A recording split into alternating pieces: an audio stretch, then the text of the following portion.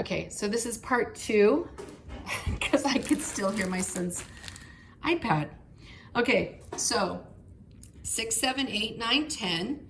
They asked for the recursive and the explicit sequence. It actually throws a word arithmetic in there, which I'm going to talk about in just a second.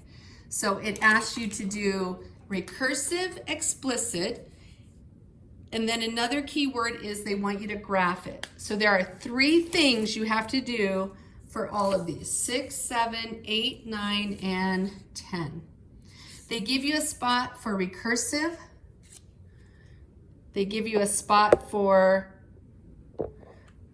explicit, and then they give you a spot to do the graph, okay?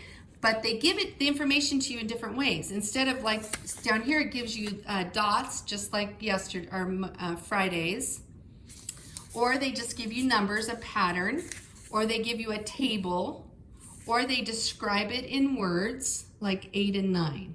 Okay, so they give you the information in different ways. So I'm going to back up for a second because I forgot about the whole arithmetic thing. So going back to growing dots, remember when we graphed it, it was a line. As long as the pattern, so all of the ones we're going to do in this lesson, all of them are going to be linear. Linear means when you graph it, it should be a line, okay?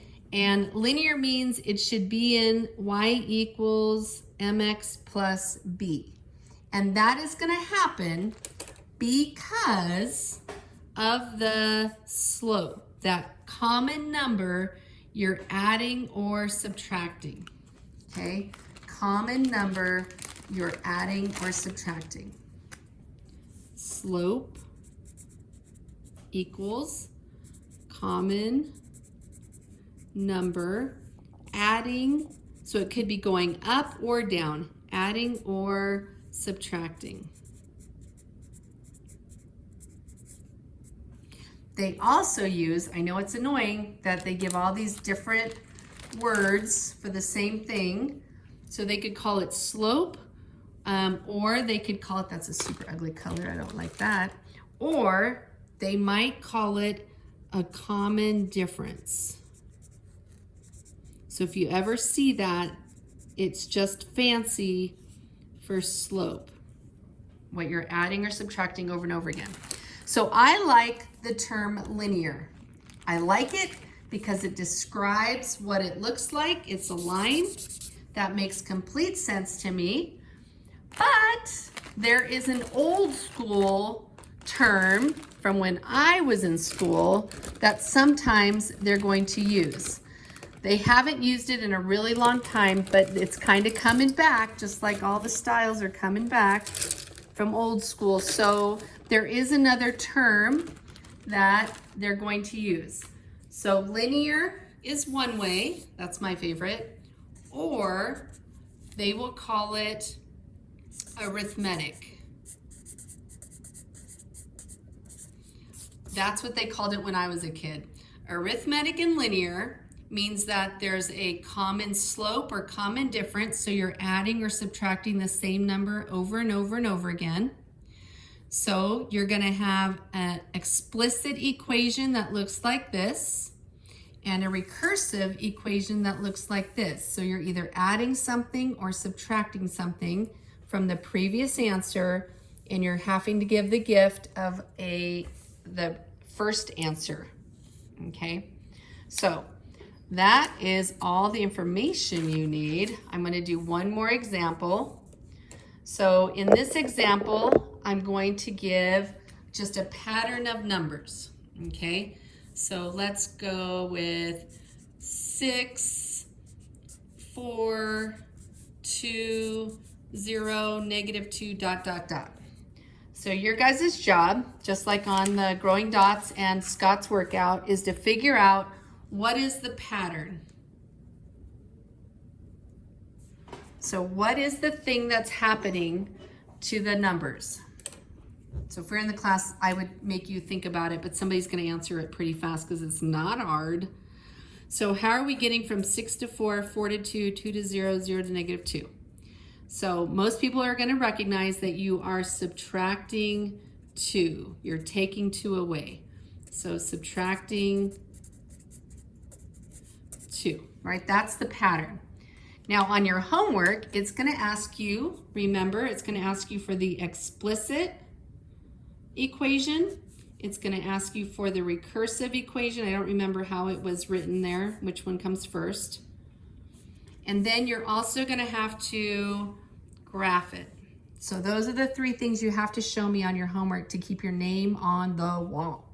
So let's talk about recursive first. Okay, let's come down to recursive. So remember with recursive, we're going to have a sub n for any answer.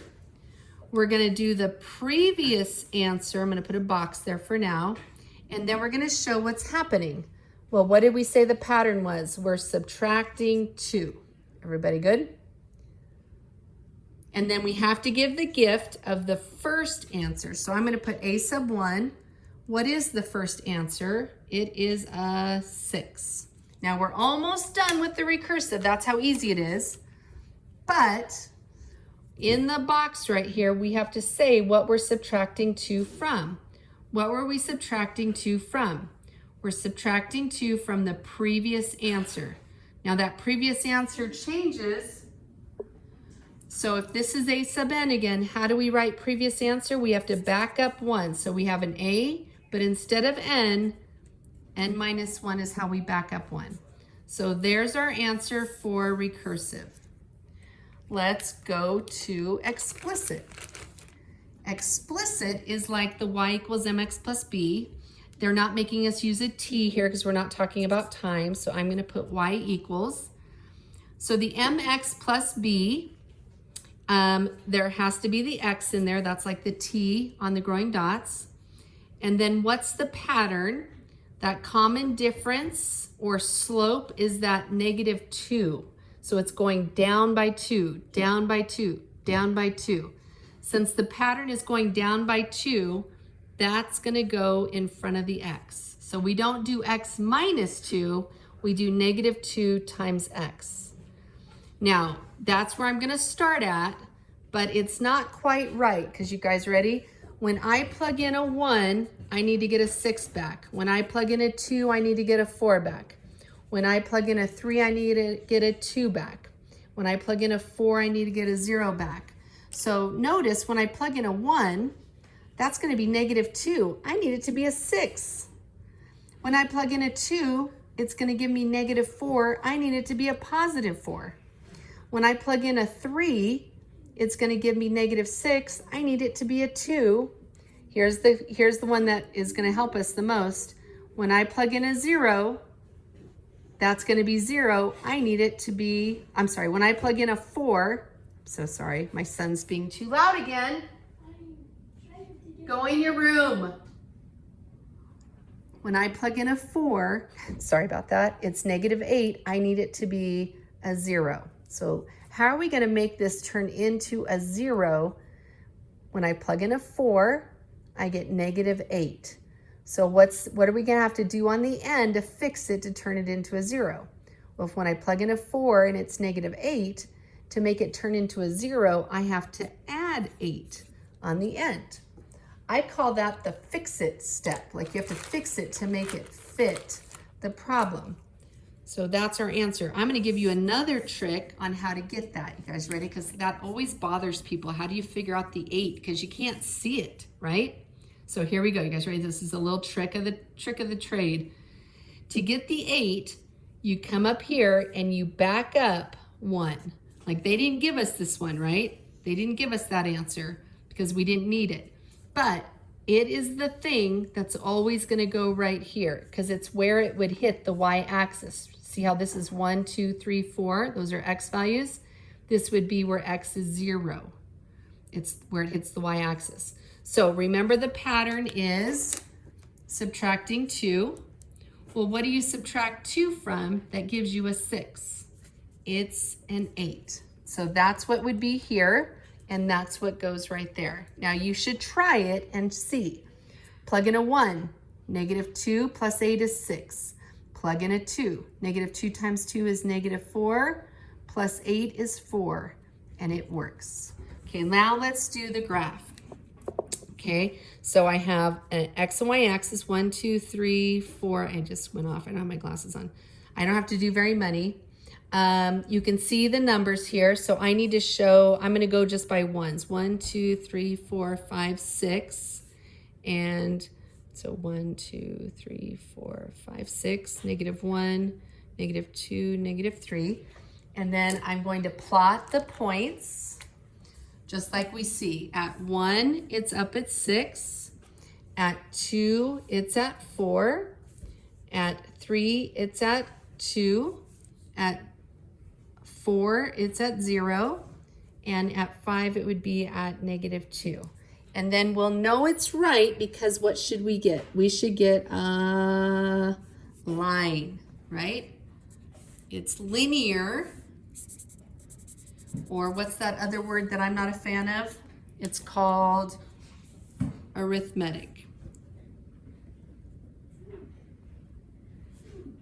So that's how you are going to take care of your 5 homework questions. Remember, it's okay to be wrong. It's not okay to be blank.